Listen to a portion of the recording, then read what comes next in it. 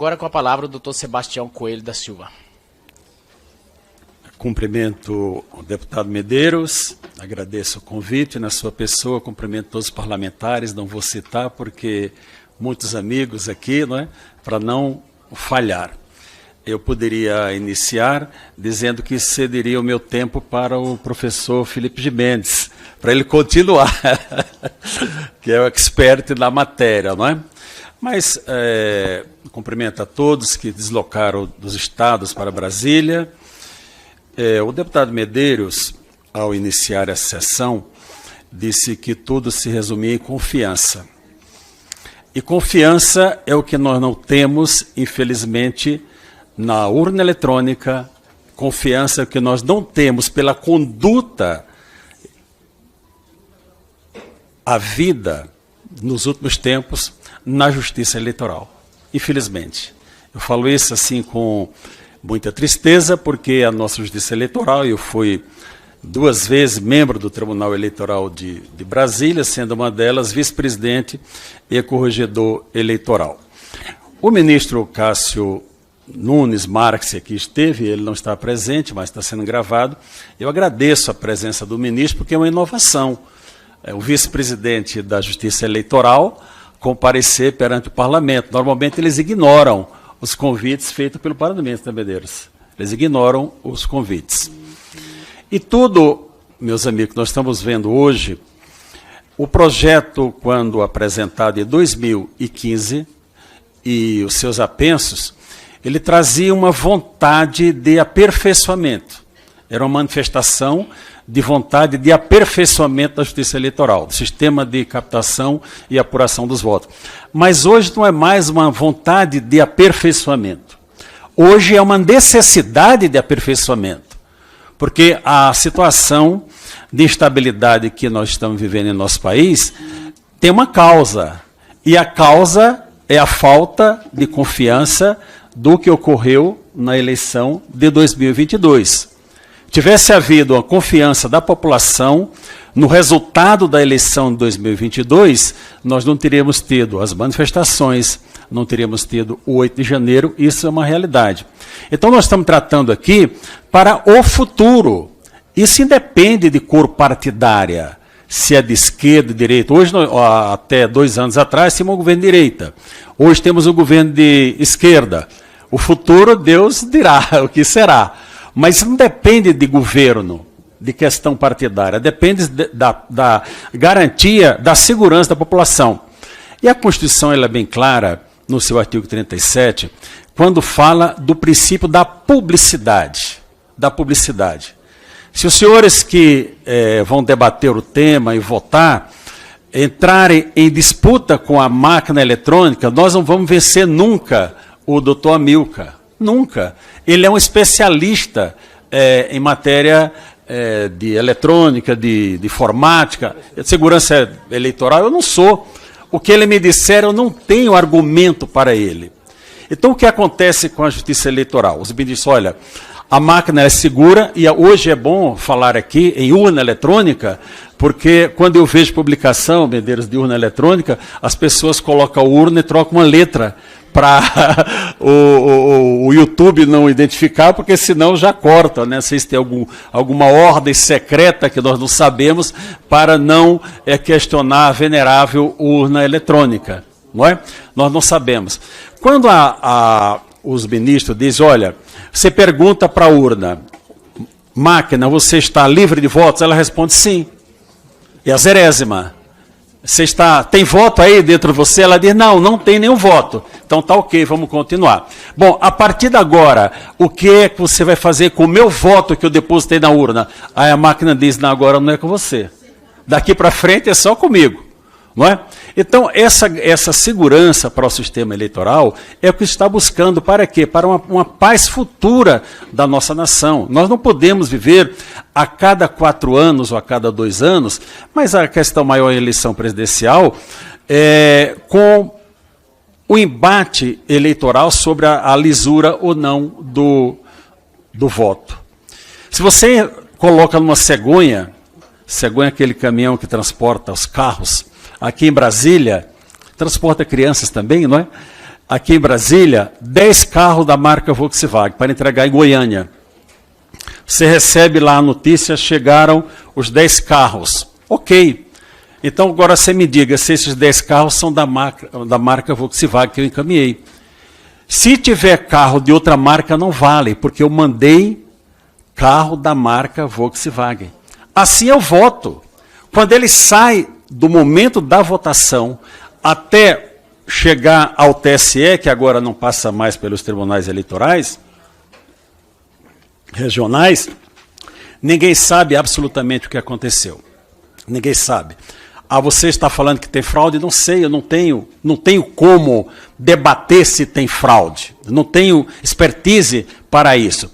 Pode ser auditado? Nunca. Como você vai auditar o que não existe? O Felipe falou muito bem aqui, você audita esse telefone, você olha e diz, olha, essa é marca tal. Não, esse telefone é da outra marca. Vamos conferir de qual marca é realmente. Com o voto que é transmitido, não há a possibilidade dessa conferência.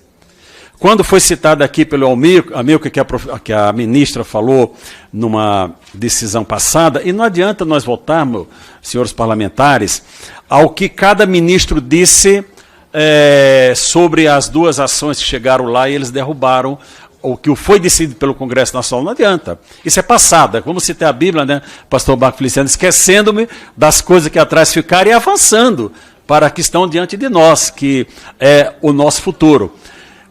Essa questão de dizer que o eleitor verá o voto, não. Essa votação, após a confirmação, todos sabemos disso, vai cair dentro de uma caixa que vai ser estabelecida como, e o parlamento tem que estabelecer a forma, porque se não estabelecer, o TSE faz da forma que ele deseja. O TSE hoje legisla nessa matéria mais do que o Congresso Nacional. Diz o que o Congresso não diz. Olha, o Congresso não fez, então eu vou fazer. Não. Quando o Congresso não faz, é uma decisão. Uma decisão autônoma do parlamentar e do parlamento, dizer, eu vou decidir essa matéria ou não. Então, essa auditoria, ela não pode ser por amostragem. E não existe a possibilidade, o Felipe já explicou bem, de auditar o que nós não enxergamos. Você confia na máquina eletrônica? Eu não confio nas pessoas que controlam a máquina. Essa é a questão, porque a máquina é uma caixa que recebe um software. Essa é uma realidade. Agora, quem controla? Quais são as pessoas que inserem os dados? Os senhores sabem, Medeiros, quem insere os dados? Olha, fechamos tudo aqui, quem sabe? Quem tem a possibilidade de verificação? Ninguém sabe. É um grupo pequeno que nós, os senhores parlamentares, pergunte um ao outro que tenha mais... interaja mais com essa matéria, você sabe qual o núcleo, o grupo de pessoas que alimentam a máquina? Não sabemos. E pela conduta que, infelizmente, os senhores ministros do Tribunal Superior Eleitoral, especialmente os do Supremo Tribunal Federal, têm tido nos últimos tempos, nós não temos a confiança nessas pessoas, infelizmente nós não temos. Não podemos confiar pela conduta deles, não é por outra coisa, por as decisões que eles proferem. O deputado Luiz Felipe está com grandes projetos aí sobre a reformulação do Poder Judiciário, e tem que ser. Nós não podemos ter dentro do Tribunal Superior Eleitoral 3 ministros do Supremo Tribunal Federal, porque eles decidem, viram a resolução em 2022 sobre a eleição, o procurador até ingressou lá no Supremo Tribunal Federal. Os 3 ministros que elaboraram a resolução, aquela que dizia, olha, tire 24 horas, tudo, né? Foram agora votar o recurso. Isso não tem cabimento. Em outra matéria, nós estamos vendo aí a vítima julgando o réu, mas isso é um outro departamento, né? Então, o princípio aqui é o princípio da confiança. O eleitor, ele tem que saber que o seu voto é contado. Eu tenho interesse em saber como o meu voto é contado.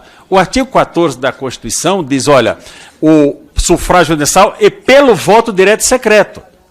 O voto é diferente do sufrágio, como o Felipe explicou agora, e eu já vou concluir, deputado. essa possibilidade de verificação, ela é necessária para a paz social em nosso país. Senão nós vamos ver as pessoas aqui com camisetas, democracia, só contagem pública de votos, e eu quero lamentar por os senhores que estão colhendo votos, vocês não vão conseguir as assinaturas. É impossível recolher assinatura com número suficiente para um projeto de iniciativa popular. Os senhores têm que apoiar o que está aqui no Congresso Nacional, o que já está aqui para ser debatido neste exato momento. Eu fiz algumas anotações, mas o tempo não permite. Para concluir, sem tomar o tempo dos senhores, não existe possibilidade de auditoria daquilo que nós não vemos. Não existe. Se vamos fazer por amostragem, isso é uma armadilha. A amostragem é uma armadilha. Tem que contar, o projeto eu li antes de vir para cá mais uma vez, ele diz, olha, possibilidade de recontagem tendo como origem, como autor, a direção nacional de partido está certo, senão cada um vai querer a recontagem. A direção nacional de um partido é que deve fazer esse pedido de recontagem. Se houver divergência entre o que está na urna e a máquina, qual que deve prevalecer? Evidentemente o que eu vi. Se eu mandei numa urna com 300 votos, e eu estou contando aqui, dizendo, olha, os votos foram para fulano, e a máquina diz diferente, essa máquina não pode estar certa. Está certo o que nós estamos vendo aqui. Essa que é a realidade que nós estamos vivendo. Então, eu lamento que as interferências já colocadas aqui por vários ministros do Supremo Tribunal Federal com relação à atuação do Congresso Nacional. O ministro Cássio, para os que não estavam aqui no início, ele disse, bem no início da sua fala, o debate pertence ao Congresso Nacional, e é isso. Os outros debates havidos, que foram derrubados pelo Supremo Tribunal Federal, não havia o que está havendo hoje. Interesse da população. Decidiu e está acabado. O que aconteceu que não vai ter a contagem física? E não é aquela contagem de voto impresso, como foi dito em uma palestra lá em Paris. Não se trata disso, pegar, olha, o voto para fulano, não. Não está escrito, é o voto que saiu aqui, o comprovante da votação. Eu lamento dizer, mas o sistema eleitoral da Venezuela é mais aperfeiçoado do que o do Brasil. Venezuela está à frente do Brasil. Pelo sistema da Venezuela foi comprovado que Maduro, ditador, que foi proibido de dizer que ele era ditador, fraudou a eleição. E ele viu que fraudou a eleição, mas não divulga. E aí nossa autoridade diz, não, nós vamos respeitar a Suprema Corte de lá. E o Maduro responde, vamos respeitar a do Brasil, porque isso respeitou a minha. Então é isso.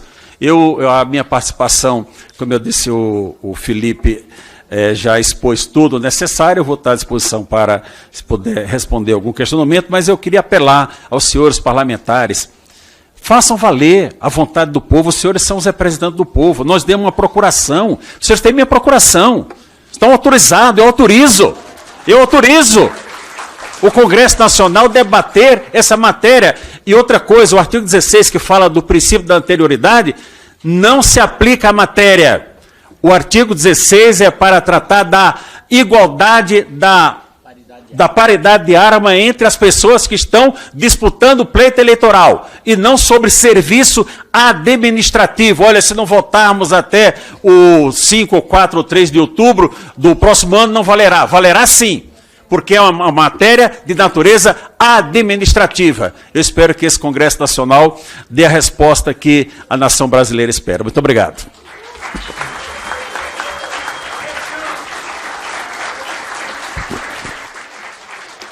Agradecer a cada um de vocês que deslocaram do Estado, conheço a maioria do movimento, e como disse o Felipe, a questão é manter a chama acesa. Desistir não é opção, viu, Paulo? Desistir não é opção. Boicote não é opção. Que boicotar a eleição, não votar, equivale a dizer, saiam daqui, como disse o deputado Polon, e deixemos os esquerdistas. Quero trazer... Tudo já foi dito, tudo não foi dito, mas esse é um começo de uma caminhada, deputada Maíra. Receba o meu carinho, o meu abraço pelo que a senhora fez, pela saúde desse país. Os invejosos que não lhe aplaudiram são os invejosos. Trazer uma reflexão para o momento do país. Deputado Medeiros, nós temos que observar os sinais. Quem não observa o sinal se equivoca. Nós tivemos um sinal em março de 2019, quando o ministro Dias Toffoli editou uma portaria, escolheu Alexandre de Moraes como relator, sem distribuição, a revelia do que determina a Constituição sobre prerrogativa de função. Um sinal. Esse sinal não foi observado. A consequência e a censura é o que estamos vivendo hoje, de um aperto geral para a população. Esse é um sinal. O outro sinal aconteceu dia 8 de março de 2021, quando o ministro Fachin anulou todas as condenações do então presidiário Lula. Esse foi um sinal. E nós estamos agora com um novo sinal, dado esta semana. Esse relatório da Polícia Federal Criativa, que é um departamento novo da Polícia Federal, é o departamento de criatividade com base na doutrina do gabinete do ministro. Isso é um sinal. Se o que está colocado naquele relatório for apresentado como denúncia, preparem as penas, preparem as malas, preparem a família. Todos serão presos e condenados e presos, sem exceção. Observe os sinais. O que aconteceu com a portaria de Dias Toffoli, com a decisão do ministro Fachin, e observe esse relatório. Esse relatório está escrito num capítulo de 37, um livro de uma história que seria real, mas é de ficção, em 37 capítulos, 37 pessoas ali. Se nós pegarmos uma história dita como real, algumas mentiras na sua narração, nós podemos dizer que aquela história não é real, mas é uma história de ficção.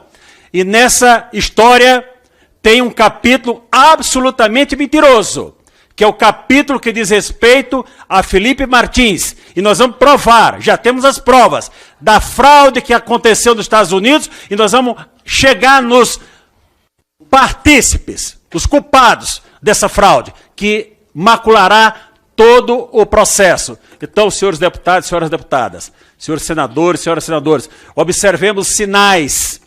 2 já foram dados, nós não levamos em consideração. Deputado Medeiros, temos agora um novo sinal, para que nós fiquemos atentos a ele. E para concluir, dizer que eu sou desembargador aposentado, daqui a pouco também sou processado, dizer que estou usurpando de função. Não desanimem. Eu sei que vocês se deslocaram, o custo pessoal, sem o sacrifício de cada um, mas nós não temos a opção de desistir. Nós vamos resistir até o último momento. E qual será o último momento? O último momento é quando nós tivermos restabelecida a democracia do nosso país, quando nós voltarmos a ser um Estado de Direito. Nem quero mais falar essa palavra democrático, que ela está banalizada. Tudo que é sujeito sem qualidade fala em questão de democrático. Então eu falo Estado de Direito, que hoje nós vivemos uma ditadura imposta pelo Supremo Tribunal Federal, que usurpa as funções desse Congresso Nacional e usurpa as funções do deputado Santos, com cumprimento de Vossa Excelência, a função do Senado Federal. E 2026 está bem ali, mas nós temos que sobreviver até lá. Se nós ficarmos aguardando a eleição em 2026, poderemos não ter eleição em 2026. Essa é uma realidade. Então nós temos que resistir agora com as armas que temos. E as armas que nós temos estão na Constituição. Nós não podemos nos intimidar com discurso de ministro, com cara feia de ministro, com mimimi. Olha, não aprove no Congresso que não passa aqui. O Congresso aprovará sim. Eles que digam porque vão derrubar a vontade do povo. Então vocês contem com todos nós aqui. Minha homenagem ao Felipe Chimeno. Felipe, receba meu abraço. Posso contar uma coisa aqui? Vocês não sabem, mas esse homem aqui, que trabalha pela democracia, foi obrigado a assinar um acordo de não persecução penal para não ser preso. Está aqui.